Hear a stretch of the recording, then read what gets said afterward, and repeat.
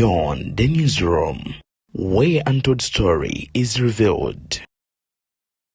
Ebya mutabani wa Chairman Nyanzi okugenda maaso n'okwekubya ekifaananyi ne President Yoweri Kaguta Museveni bireesa ate embiranye wuno kitaawe Chairman Nyanzi Ssabakunzi w'ekibiina kya NUP amuviiriddeyo ate mu bukambwe obw'ekika ekya waggulu ennyo kwatuuse ku ddaala ery'okwagala okubeera nga ate yamuzaalukuka ye His Excellency Bobi Wine asindikidde mutabani wono obubaka ku ekyo kye yakoze ate oboolyawo ekyagenze mu maaso n'okuba nga kibaswaza nga famire ya Sentamu okusinkana President Museveni n'okwekubya ekifaananyi naye kakati Ebuvanjuba nebugwanjuba ewaka wasigalawo ewasinga. Beyond the newsroom gwe mukutu ogukuleetera ekyo ekisinga katiranga naffe ng'oyita ku noti 771 44 53 ne noti 744 26 45 na bino bikulu tetulanga bafere tetulanga basawo ba kinnansi n'abagwa mu koowa eryo mwebale kutuwagira. Thank you.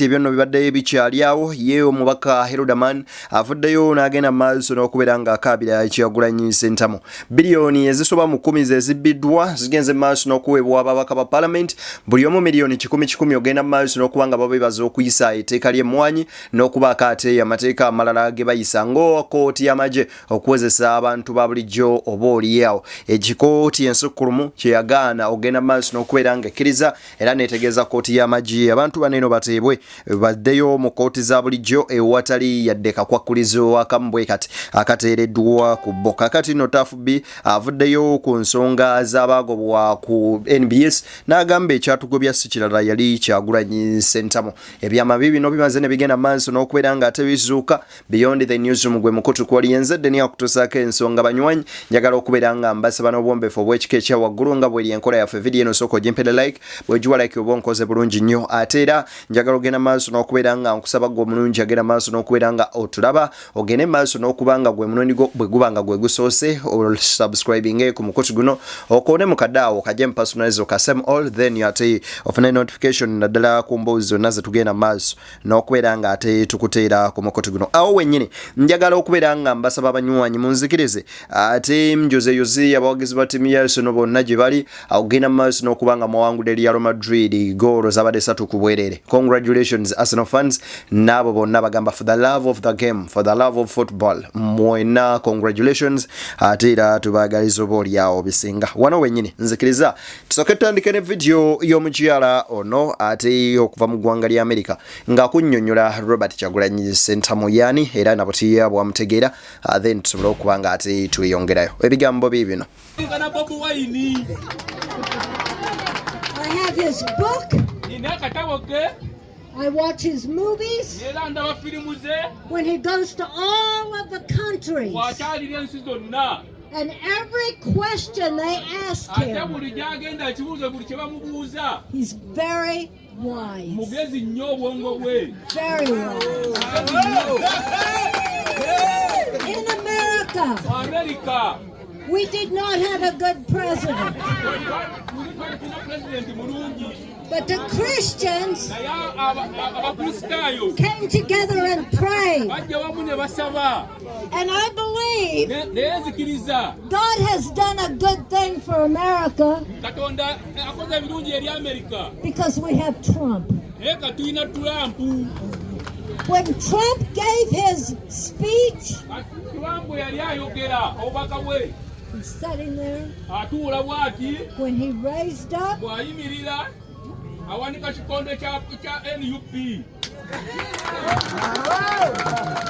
know what I have seen.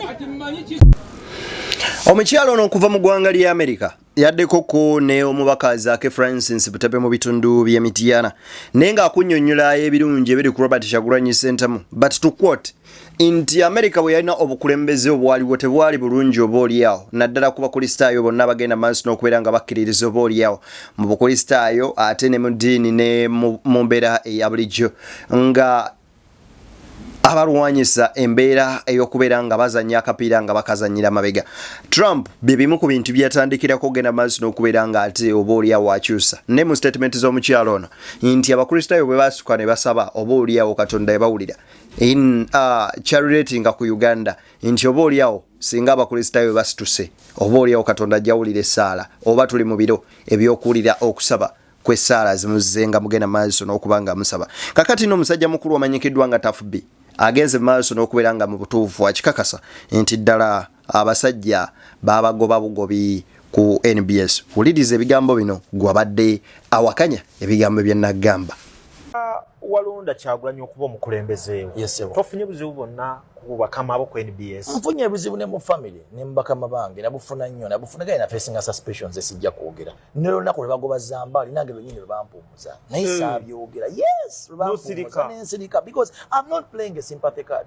Twogere ku kadi ya no ngefuuse enzibu nnyo olwaleero kifaananyi kye basiiga. I'll give an example.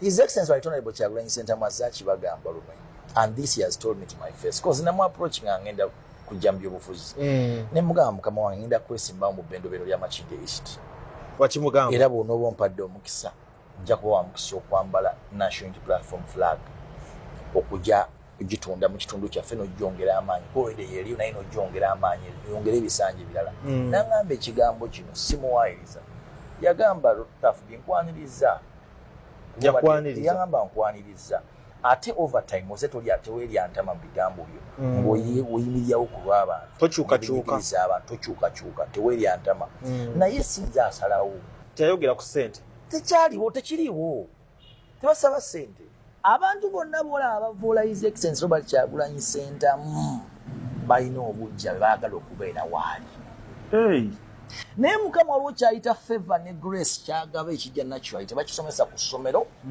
tebakigabira era bamaliriza abaali bamuvuma nga batandisa omuwa ekitiibwa bamaliriza abaali bamu ebigambo bya Taata agamba nti ku lunaku lwe bagoba Zambale ne bagamba nti bamususpendinze bombi babiri bwe bagenda nakola wano story ne mbagamba nti Zambale Blaise Mukasa agobeddwa ku NBS ne mungamba ayo olugambo lwolimba. So with a little experience y'okubeera munnamawulire tunoonyereza n'ofuna information kati Taata avuddeyo n'abibannyonnyola nti abanywanyi kuno tekuwali kuwumuzibwa era kaseera kosibwa we kaatuukira tubadde bagobe bajjo ekituufu kiri nti baali baagobwa lwagenda maaso nakwegatta ku Kyagulanyi Ssentamu era olwa pressure ebaddewo ne demand ey'amaanyi kyova olabanga oba oliawo NBS okukkakanya bino byonna bireme kuvaayo bireme funa nnyo vibe lwe lunaku lwe baakeera ku makya ate ne bakyaza His Excellency Robert Kyagulanyi Ssentamu Bobi Wine ku mukutu ogumanyikiddwa ate ng'ogwa NBS. Kaakati amawulire yagava mu Parliament okusinziira ku musajja mukulu amanyikiddwa nga Lop Joel Ssenyonyi agamba okuva ku mawulire agali mu Parliament batutegeeza nti waliwo millions 10 ezigenda maaso n'okubeera nga ate zigabibwa ababaka abasekinnoomu era Joel Ssenyonyi Besekezi ng'ono ne leader of opposition okuyita ku mikutu gye egy'enjawulo ategeezezza nti ensimbi zino million 10 eziweebwa buli babaka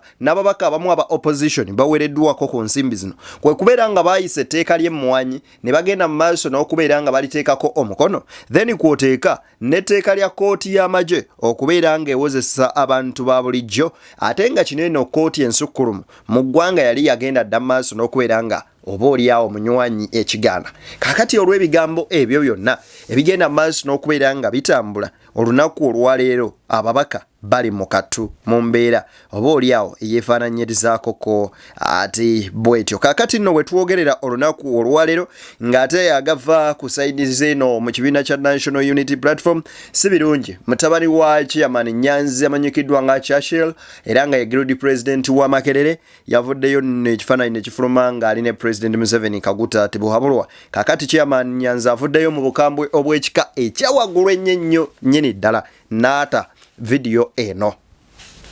Bannayuganda bannange mbalamusizza amannya Nyanzi Fred Ssentamu Ssabakunzi w'ekibiina kya National Unity Platform. Nfunye amawulire ku internet wonna ganyiziza bannayuganda nange ne ganyiza nnyo. Ndabye ebifaananyi nga byesittaza omanyi mirimu wataba ebikere bitemba ennyumba nabyo ebifaananyi mutabani wange nga atudde ne dictator mwana wange Churchill omusajja ogwo otudde naye musajja mutemu talina kyakwagaliza mu ngalo ze mulimu omusaayi gw'abantu. His hands are blood stained.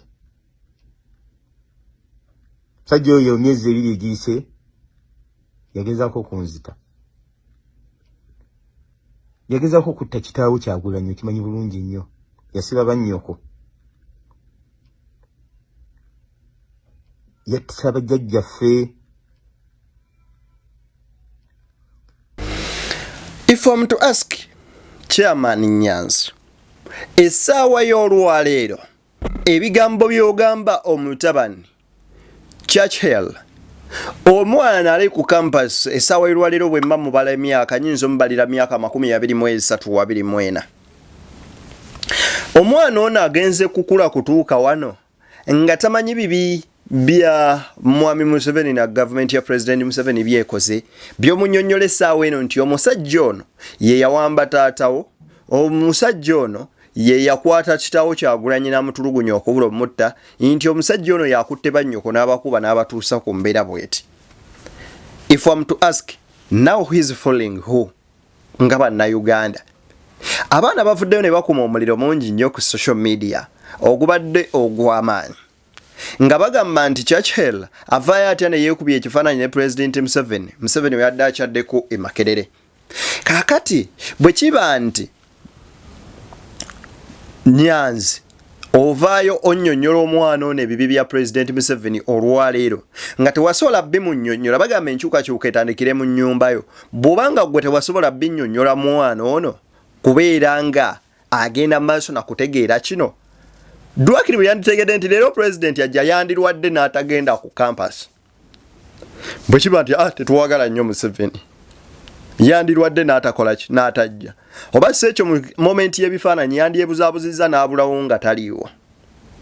Should we start to think nti Robert Kyagulanyi Center mu Bobi Wine ne mu famire ye amanyimu ensolima zaatuuka n'agamba nti tulowooze nti bino omwana ono Churchill byakola Bobi Wine bye byamumumisa omuwa kaadi yanopa okwesimba okuwagira di president kuba yo baagimumma ne bagiwa omulala yakwata kyakubiri ono najja n'ayitawo okufuna obwagiru di president omulenzi amanyikiddwa nga Churchill.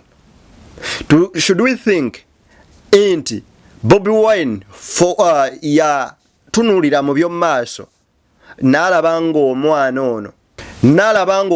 ono si mwesimbu n'agaana okumuwa kaadi ye ate abaffe tugenda kuddayo ku emabega omusajja mukulu Bebekulu Moses Sali kitaawe Bidandi Sali yesimbawo ku bwa president Bidandi Sali mutabani we Bebekulu yamuyimirira maaso n'amugamba taata sigenda kuwagira ngenda wagira Museveni nengo oli kitaawe amuzaala.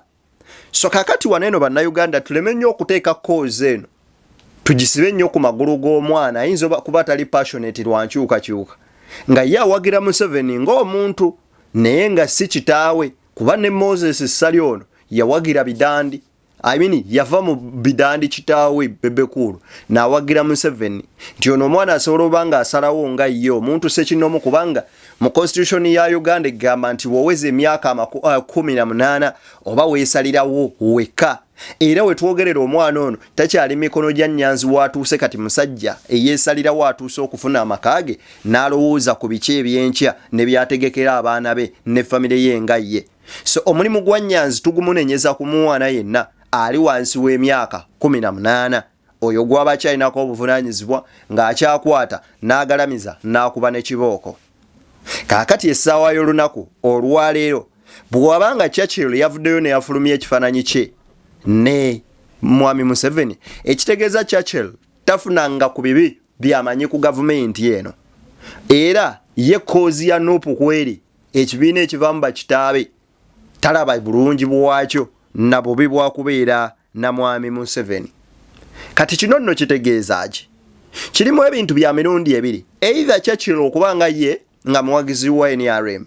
Kigambibwa mbwono mwana Churchill imbu yaliko mu mobilizations za PRU General Muhoozi Kainerugaba. So if it is the case, kitegeeza omwana ono wa yero muleke mwesi bakone wankubadde mwe mwamuzaala era ne Kyagulanyi yabiraba. By the way, tusoke tutunulire ono mwana nephew wa Bobi Wine era ayita bulungi Bobi Wine anko kuba Nyanzi mukulu wa Bobi Wine.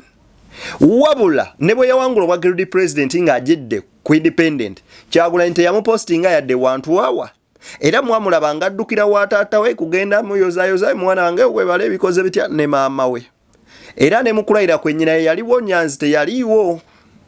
Bwe tuba tutunulira embeera eyo nga bwe yagenda maaso n'okubeera ng'etambula yeeyolekera ddala bulungi kiki omwana kyali kuba kitaabe ekitegeeza Bobi Wine tawagira bikolwa bya mutabani ono byakola ki byakola. Oba oli awo nga Bobi nga ye omuntu yatunulira omwana n'alaba nga omutima gwe muyabayaba. Mulimu abantu mu famire betuba nabo naye nga mugamba omwana oyo ne bw'oba ofa akuleka ku kkubo abo nabo bakola ki gye bali. So omwana ayinza oba yakola decision eyiye ng'omuntu n'atekinga eyo y'okuwagira government.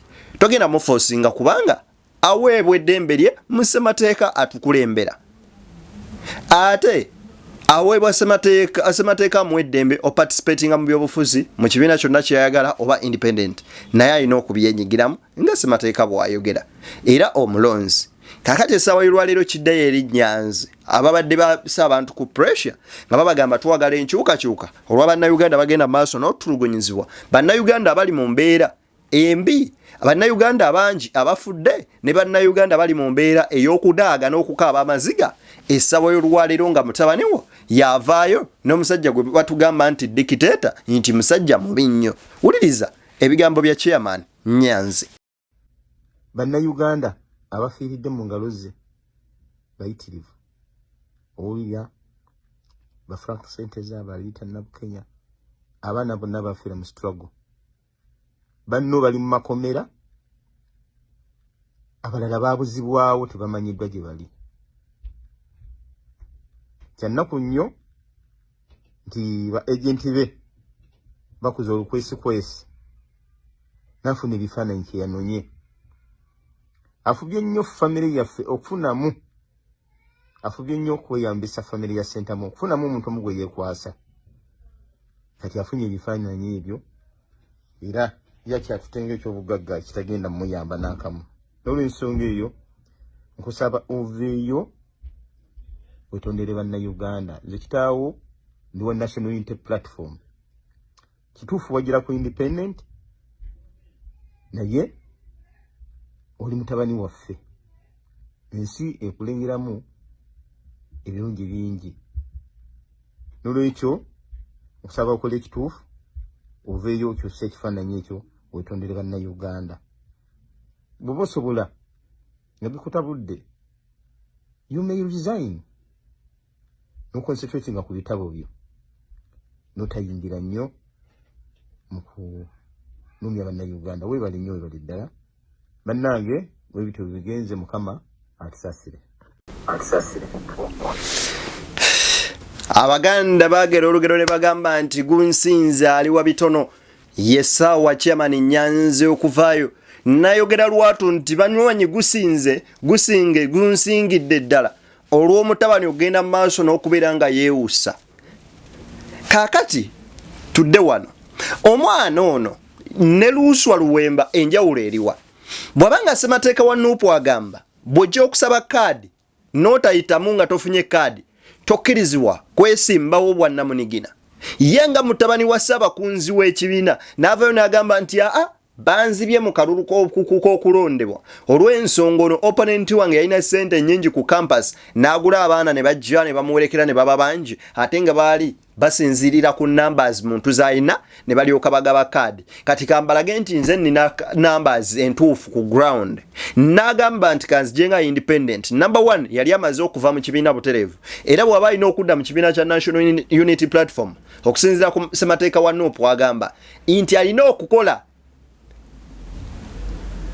formal letter n'agiwandiika ng'asaba abakulu mu kibiina kya NUP okumukkiriza n'okwetonda ebyo bye yakola n'okumukkiriza okuddamu ofuuka memba era n'alayira nti munnange bye yakola luli tolibiddamu era tolibiddira bikolwa bya sitaani bibi. Kati essaawa y'olwaleero omwana ono amaliriza okujeemera amateeka g'ekibiina ajjanga independent. Oba kya mukisa oba kya nnaku, is it unfortunately or fortunately? N'awangula, unfortunately n'awangula akalulu. Owa NUP n'atayitamu. Wano tuyinza okugenda ne tubuuza nti omwana ono bw'alayika mu kifaananyi ne President Museveni olwaleero.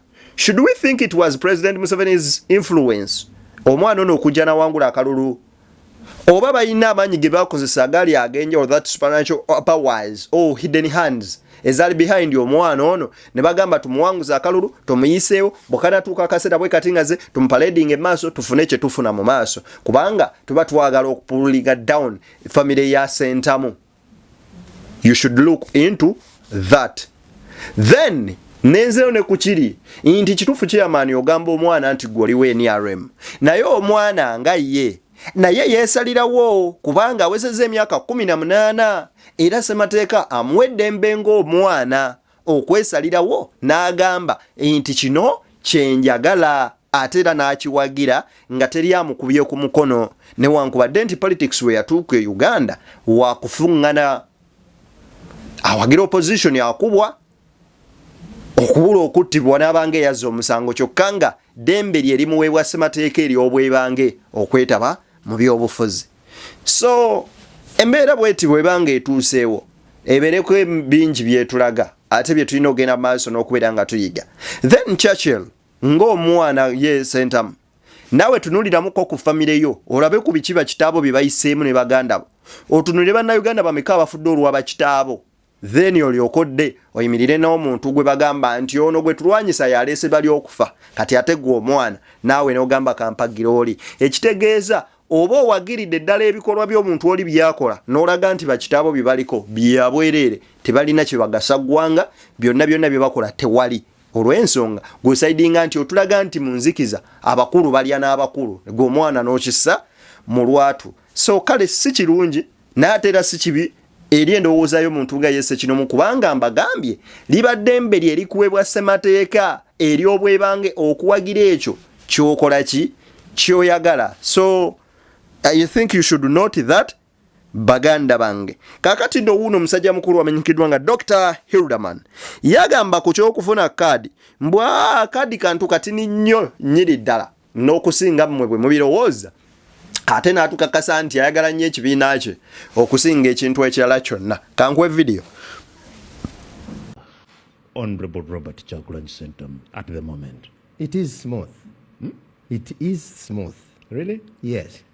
Era antuma actually public knows yakalaba akatambi ako naye omuntu eyasooka okukalaba era nampeereza n'obubaka nangamba comrade my brother you have to be persuasive. He advises me on every bit on how to handle because he is mentoring, you know.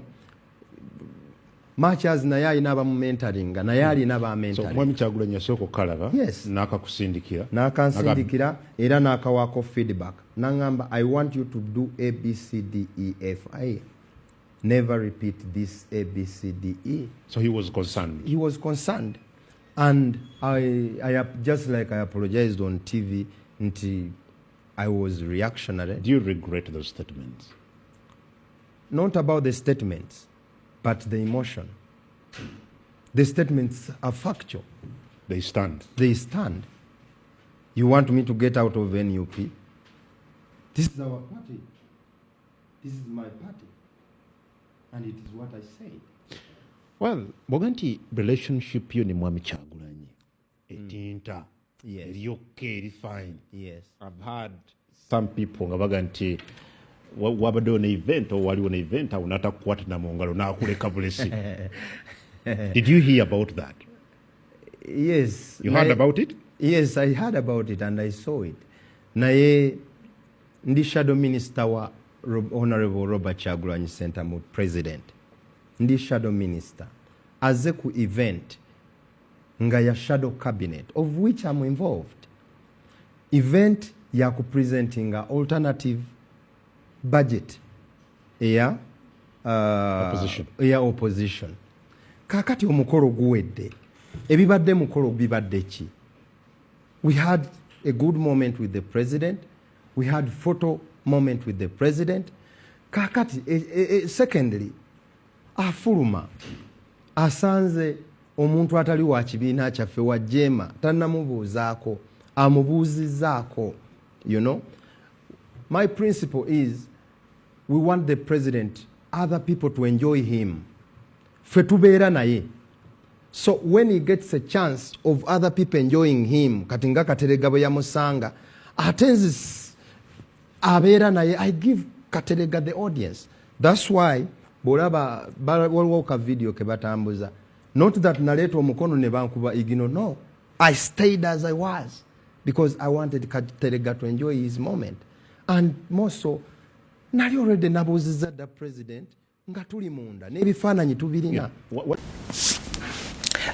Musajja mukulu ono njagala okubeera nga nzijukiza Dr. Hildaman yavayo n'atugamba nti yazimba ekikebe karfake njagala bategeeza ffe twazimba ekitebe ekyo karfake sabo Dr. Hildaman ojjukidde leetyo okwebikka ogenza okujjukira okwebikka ng'obudde bukedde nti eno internet oyogera ekintu naye ekitereka n'ekulinda kaadi kintu kitono nnyo kituufu ku kibiina n'ate weetaaga nnyo kaadi eyo bw'oba onaanyweza omumuli gwe mu kibiina. So ebikolwa byonna tubikole naye tuleme kwerabira. Gwe wennyini wavayo n'okola statement egamba tosobola va mu mukatuli kimunno mpuuga kuba yali ebitaano. Gwe wennyini n'otugamba muganda munno ne twebuuza oba lwaki muteeka nnyo abanankole ku nninga n'abantu abafeenanyiriza bwe bati President Museveni basamuzi w'ofiisi. So ebintu ng'ebyo tubikubengamu ebituli tubitunuulire kati essaawa y'olwaleero oli mu kwecontradictinga kati who is fooling who bwe bakadinga si kyekinene gwe lwaki wali otukakasa nnyo ng'eyazimba ekibiina nga waliwo abaana abafiira mu struggle nga baliita Nabukenya sente za frank yafa bava wa Mpuuga Masaka kyokka Mpuuga yali ebitaano ku bitaano bye yali asasulako sente meka maama wa sente za eyaviirwako omwana we. Abaana baabo ba akireewo bali mu makomera ne byonna babivunaana Mpuuga lwaki? So ababaka baffe mutunule mu mbeera zino muleme kutukozesa kutuzannyisa bannayuganda kubanga olunaku bwe lunaakya bwe ruti Mungu ajja kubaanika ate era mujja sigala nga muli bannansi bannaffe wabula nga muli baswavu nnyo mu maaso g'abannansi. Banywanyi ebigambo bibadde biwanvu munzikirize mbateere wano ate tusinkane mu mboozi endala mpitirivu zengezako ogenda maaso n'okubanga ndeeta tokwata kalemiko. Tuli ku Beyond the Newsroom. Nze Deni njagala okutegeeza nti gweyagala olanga naffe si mwezo wansaawo zoba oyitako ate bajja kukwata tukoleko bulungi nnyo nnyini ddala ate ne bizinesi zaffe tuzitambuze mu ngeri ennungi ennyo nnyini ddala. Tusinkane mu mboozi endala mpitirivu zengenda maaso n'okubeera nga ndeeta tokwata kalemiko. Beyond the Newsroom, BTN Media. Nze Nkodeni, the microphone soldier. Let's get into it in another story.